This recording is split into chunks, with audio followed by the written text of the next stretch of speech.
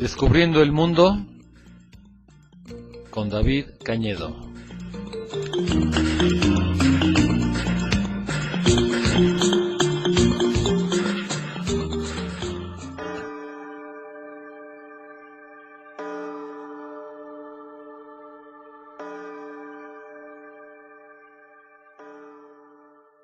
Hola, ¿qué tal? Buenas tardes. Aquí estamos en su programa, Descubriendo el Mundo, como todos los miércoles a las 5:30. Bueno, pues vamos a seguir con nuestra exploración de nuestro planeta y de tantísimas cosas que hay en él. Y de repente ya ven que me salto de un tema al otro, aparentemente sin que haya un hilo conector o sin coherencia, pero en realidad todo lo que decimos aquí en este programa pues tiene que ver con nuestro planeta a fin de cuentas. Ahora se me ocurrió que voy a hablar de... Lo que pasa es que ustedes ya saben que doy clases de geografía en el colegio de bachilleres y de repente me pongo a hablarles a los muchachos de algunos temas y hay algunos de esos temas que son bastante interesantes. De repente se me ocurrió que también los puedo compartir con ustedes.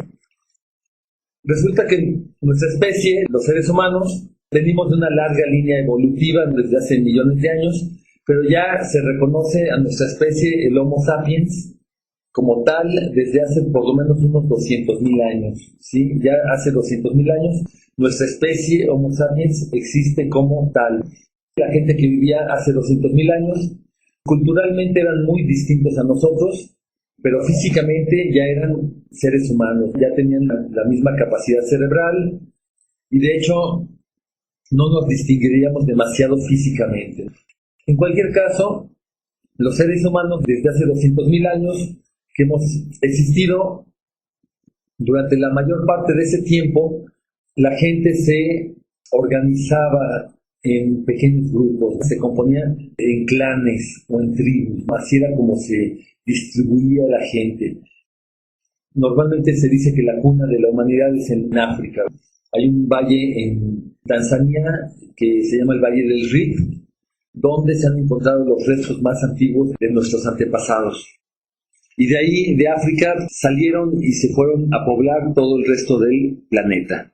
Poco a poco se fueron extendiendo por todos lados. Y como les digo, durante la mayor parte de la historia de la humanidad, la especie humana somos gregarios por naturaleza, nos gusta estar con otros miembros de nuestra propia especie, pero había un límite al tamaño de los grupos humanos que eran viables. Por lo general eran grupos pequeños de 20, 30, 40 personas que eran nómadas o seminómadas durante la mayor parte de la historia de la humanidad. Si el ser humano se reconoce como tal desde hace 200,000 años, por lo menos durante 190,000 años, o sea, la mayor parte de ese tiempo, los seres humanos pues eran nómadas o seminómadas que vivían de la caza y de la recolección de frutos. La agricultura apenas tiene 10,000 años que se empezó a desarrollar. Antes de eso, los seres humanos iban persiguiendo la caza, persiguiendo las cosechas naturales de los frutos que se dan en los árboles o en otros lados y moviéndose de un lugar para otro. Y para poder sobrevivir lo tenían que hacer en pequeños grupos. Un grupo de 20 o 30 personas, yo creo que era lo normal, pero ya grupos más numerosos de 50 personas o más se tenían que dividir, porque luego no había comida para todos. Entonces, grupos ya muy numerosos se tenían que dividir. Bueno, pues todo eso empezó a cambiar hace 10,000 años cuando se empezó a desarrollar la agricultura, que la agricultura se desarrolló de manera completamente independiente en varias partes del mundo. Una de ellas fue en lo que se conoce ahora como el Medio Oriente, en la zona de lo que actualmente es Irak, Irán, toda esa zona, pues ahí se desarrolló la agricultura. Otra zona donde se desarrolló de manera completamente independiente fue en China y otra zona fue en Mesoamérica. Y el asunto es que con la agricultura, poco a poco, esos grupos que eran nómadas o seminómadas se empiezan a sedentarizar. Cuando digo seminómada, eso significa que pueden trasladarse de un lugar a otro, pero dentro de un área establecida.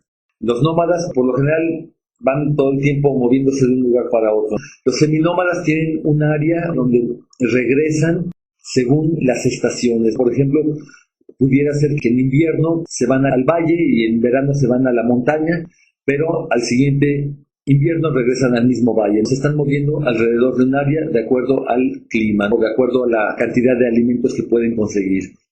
Y cuando se empieza a desarrollar la agricultura, se empiezan ya a quedar en un lugar más estable. Entonces se empiezan a formar los primeros pueblos. Y de los pueblos se empiezan a desarrollar las ciudades. Entonces, la primera ciudad, la ciudad más antigua de la que tenemos noticia, según los restos arqueológicos, es la ciudad de Catalhuyuk, así se llama, Catalhuyuk, que es un resto arqueológico que se ha encontrado en lo que actualmente es el país de Turquía. ¿Sí? En Turquía, esta ciudad de Catalhuyuk se piensa que llegó a tener hasta 7,000 habitantes. 7,000 habitantes en el año 7,000 antes de Cristo. O sea, hace 9,000 años, 7,000 años antes de Cristo, era un pueblo de 7,000 habitantes. En la actualidad, una población que tenga 7,000 habitantes no es demasiado grande. Actualmente las ciudades son verdaderos monstruos. Incluso una ciudad como Tulancingo pues ya le está pegando a los 200,000 habitantes. Entonces, una población de 7,000 habitantes, en la actualidad realmente sería un pueblo, se consideraría un pueblo. Tenango de Doria tendrá quizás unos 2,000 habitantes, 2,000 pasados. Entonces, 7,000 sería más grande que Tenango, pero tampoco demasiado más grande. Sin embargo, hay que situarnos en la época. Hace 9,000 años, un pueblo de 7,000 habitantes era una verdadera urbe.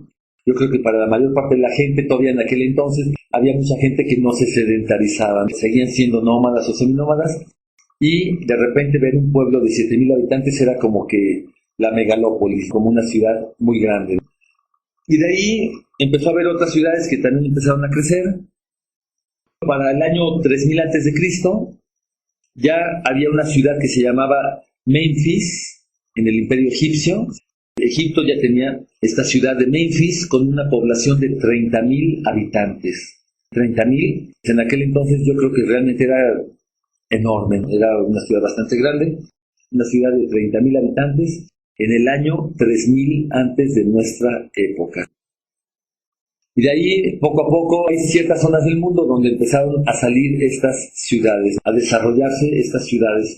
Por ejemplo, en Sumeria, que también es la cuna de la civilización, en lo que actualmente es Irak, había una ciudad que se llamaba Ur, que ya tenía 65,000 habitantes, más o menos lo que se le calcula, unos 65,000 habitantes, en el año 2000 antes de nuestra época, o sea, hace 4,000 años. Hace 4,000 años una ciudad de 65,000 habitantes realmente era bastante grande. Después se empezó a ver otras ciudades, por ejemplo, la famosa ciudad de Babilonia. Babilonia es una ciudad muy antigua que ha pasado por varias etapas, pasó por varias etapas de desarrollo, después decadencia, después se volvió a desarrollar y así hasta que fue abandonada por completo, ¿no? Babilonia en el año 1600 antes de nuestra época tenía una población de 60,000 habitantes. 60,000 habitantes, que era la gran urbe de su tiempo. Y, sin embargo, Babilonia siguió creciendo y en el año 430 antes de nuestra época, cuando era el gran imperio babilónico, con Nabucodonosor y Tiglat-Pileser y varios de estos emperadores que hubo en Babilonia, llegó a tener una población de hasta 200,000 habitantes. ¿Sí? 200,000 habitantes. Por ejemplo, la ciudad de Atenas en Grecia, en su apogeo, ya ven ustedes que los griegos también pasaron por su momento. En su momento Grecia fue un gran centro de cultura y de política y de todo. Atenas en su momento de máximo esplendor, que fue por el año 430 antes de nuestra época, se le calcula una población de 155,000 habitantes, que era menor que la de Babilonia. En la misma época, estamos hablando 430 antes de nuestra época, La ciudad de Babilonia tenía 200.000 habitantes y Atenas tenía 150.000 habitantes. Era un poco menor, pero sin embargo no dejaban de ser unas grandes urbes para la época, ¿sí?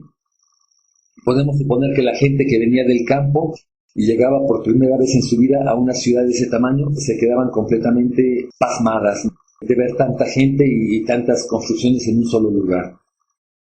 Y de ahí para el Real, ¿verdad? De ahí empezaron a crecer las ciudades. Por ejemplo, la ciudad de Alejandría.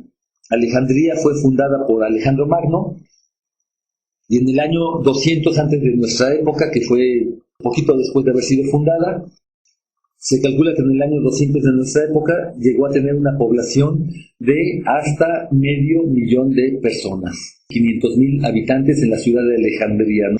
Que en su momento era la ciudad más grande del mundo. En el 200 antes de nuestra época también ya existía la ciudad de Roma. Para ese año, para el 200 antes de nuestra época, ya estaba creciendo, ya se perfilaba como la gran potencia y tenía una población de 150.000 habitantes, ¿sí? 150.000 habitantes, pero Roma siguió creciendo y creciendo y creciendo. El Imperio Romano, que eventualmente llegó a dominar todo el área del mar Mediterráneo, tanto del lado de Europa como del lado de África, como del lado de Asia, del Medio Oriente, todo eso lo dominó el Imperio Romano. Y Roma siguió creciendo y creciendo, y se piensa que Roma fue la primera ciudad que rebasó el 1.000.000 de habitantes. Para el año 100 de nuestra época, cuando era el gran imperio romano, en la época de, fue Julio César, después Augusto, poquito después de él, en el año 100 de nuestra época, ya Roma tenía una población de 1.000.000 de habitantes, ¿no? Que era pues verdaderamente enorme. Simplemente para mantener esa ciudad de Roma había que llevar alimentos de todas partes del imperio. Y así fue como fueron evolucionando las ciudades. Y el asunto de lo que les quería hablar ahorita es que la unidad política, porque la gente somos gregarios por naturaleza, la especie humana somos gregarios, y nos necesitamos reunir con miembros de nuestra misma especie, y nos fuimos juntando primero en clanes, después en tribus, y después en pueblos, y después en ciudades, y eventualmente se hizo una unidad política que se llama la ciudad-estado, ¿sí? Todas esas ciudades que les he mencionado hasta ahorita eran ciudades-estado. Eso significa que cada ciudad era completamente autónoma e independiente y ponía sus propias leyes y sus propias reglas, y tenían un área alrededor. Cada ciudad, imaginémonos Atenas, por ejemplo, o Babilonia, había un territorio alrededor que es el que lo mantiene, el que le da de comer, pero había otras ciudades-estado. En Grecia había una ciudad que era Atenas, pero había otra que se llamaba Esparta, y había otra que se llamaba Corinto, y había otra que se llamaba Tebas, y otra que se llamaba quién sabe cómo, y el asunto es que cada una de esas ciudades era completamente independiente. Lo mismo sucedió en Sumeria y en Mesoamérica. Por ejemplo, aquí en Mesoamérica también había ciudades como, por ejemplo, los Olmecas. Los Olmecas tenían La Venta, tenían Tres Zapotes, tenían San Lorenzo. Claro, no se llamaba de esa manera en aquel entonces, pero cada uno de esos era una ciudad-estado. Los mayas también se organizaban en ciudades-estado. Ahorita les voy a seguir hablando de esto, que está, por cierto, muy interesante, pero vamos a hacer una pequeña pausa. Y fíjense que normalmente escojo las canciones que voy a poner en este programa el día anterior. El martes en la noche es cuando me pongo a escoger las canciones, pero resulta que ayer en la noche me cayeron unas visitas y ya no escogí nada, y de repente ahorita dije vamos a poner alguna canción de todas maneras de algunas partes del mundo, porque ustedes ya saben que la música también es una manera de viajar, ¿no? La música que escogí no tiene nada que ver con el tema que estamos hablando, ¿no? Entonces ahorita vamos a escuchar una canción que me parece que es del norte de Europa. Vamos a escucharla, y ahorita que la escuche ya les voy a decir exactamente de dónde es.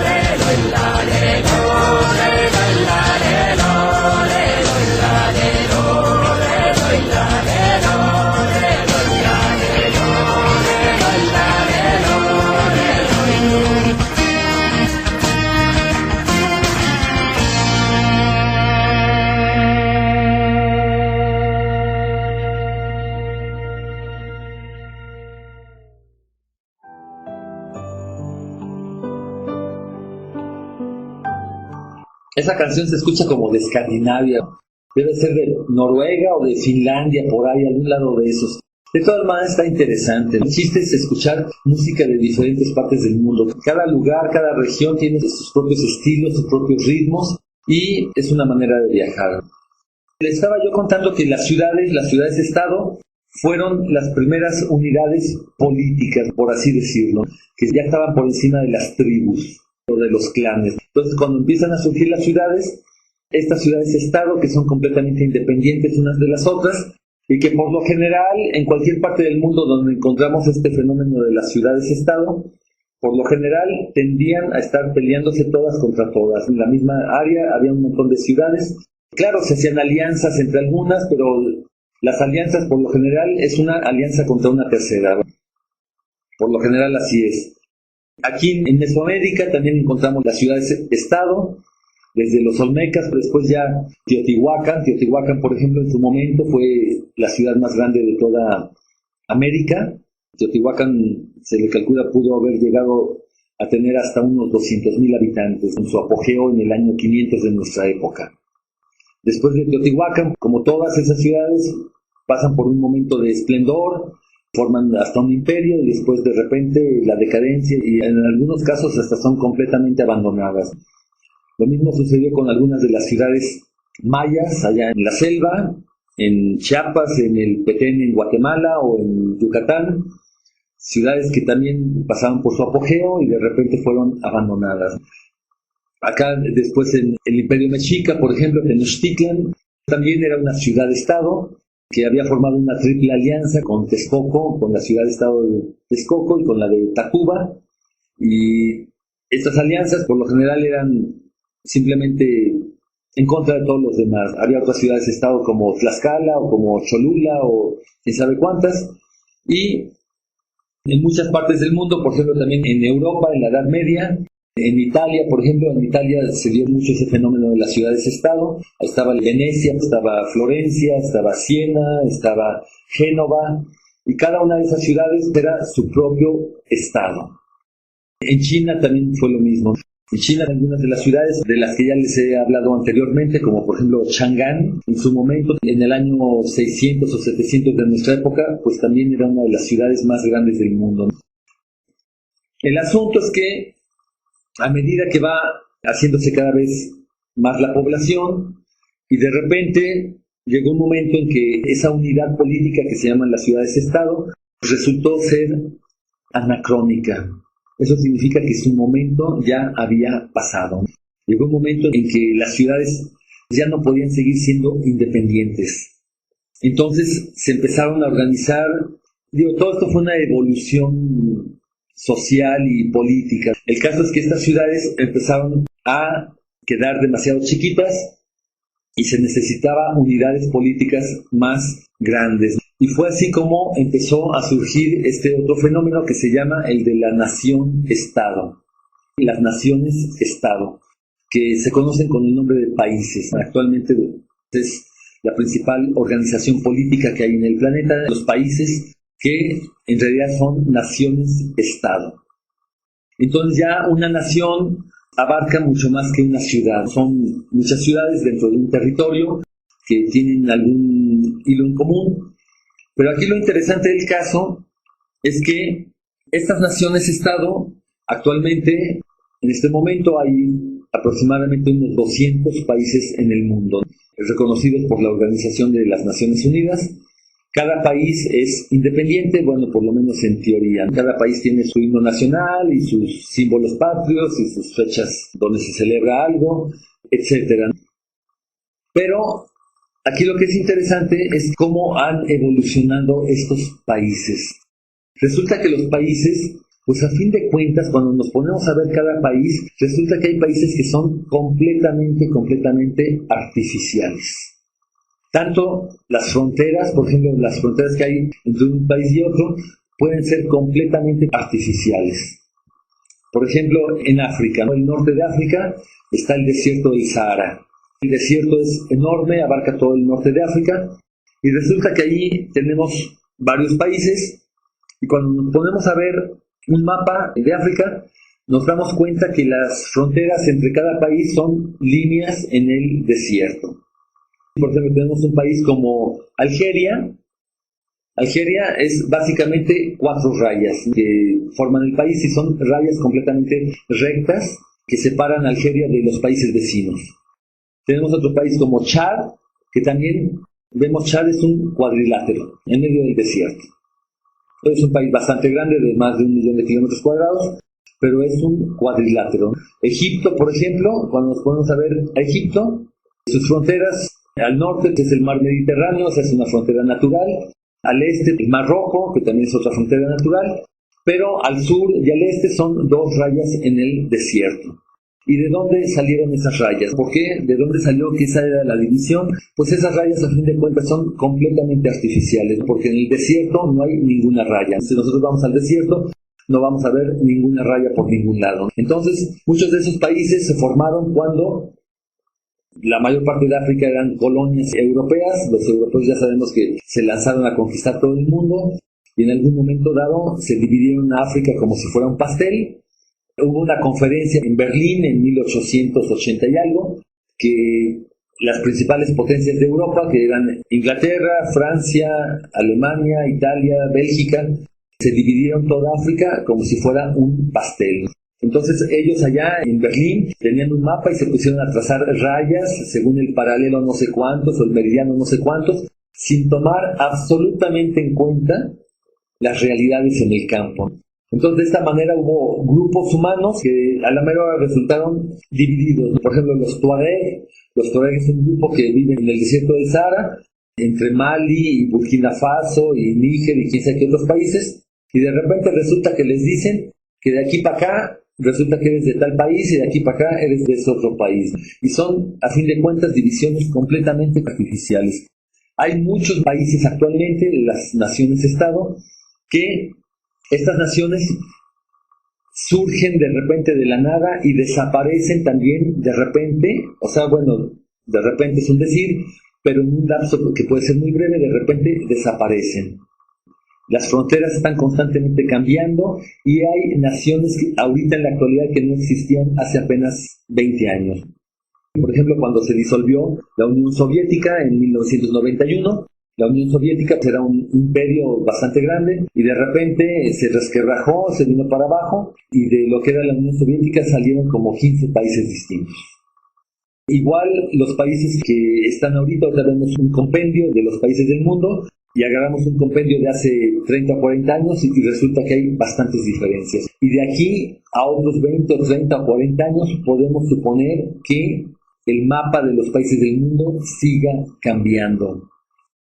Simplemente, por ejemplo, en este último año se formó un nuevo país. Resulta que había un país en África que se llama Sudán, uno de los países más grandes de África, y resulta que ya lo dividieron en 2. ¿Y por qué sucedió esto? Pues son cuestiones políticas, son cuestiones estratégicas. Ahí están metidos los gringos, están metidos los europeos, están metidos los chinos, están metidos todo el mundo, que todo el mundo quiere ir ahí por los recursos y inventan una guerra civil. Ponen ahí a los sudaneses que se maten unos contra los otros y de repente dividen al país en 2. Y esas cosas suceden continuamente. Bueno, este es un tema muy interesante y ya les seguiré hablando la semana próxima. De todo esto todavía no agotamos este tema, pero ya se nos acabó el tiempo y yo me despido y los voy a dejar con otra canción de un álbum que se llama Noches de Arabia. No me acuerdo muy bien de la canción, pero lo vamos a escuchar y vamos a ver qué tal está. Este fue su programa Descubriendo el Mundo con David Cañedo.